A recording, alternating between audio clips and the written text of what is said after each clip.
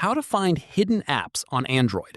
This tutorial shows you how to check if any apps have been hidden on your device. From there, tap Apps. After that, tap the three dots in the top right corner of the screen. At this point, tap Show System Apps from the menu that appears. This reveals all system-level apps that are normally hidden from the main app list. From here, scroll through the full list to see every app installed on your device, including ones that don't show up in your app drawer. Following this, to check specifically for apps hidden from the home screen, go back to your home screen and pinch inward with 2 fingers to open home screen settings.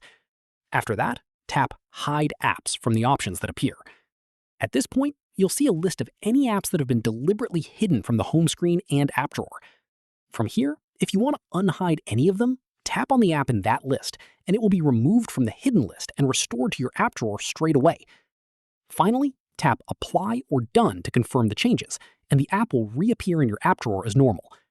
That's how you find hidden apps on Android. If this helped, give it a like, subscribe for more tutorials, and ring the bell so you catch the next one. See you then!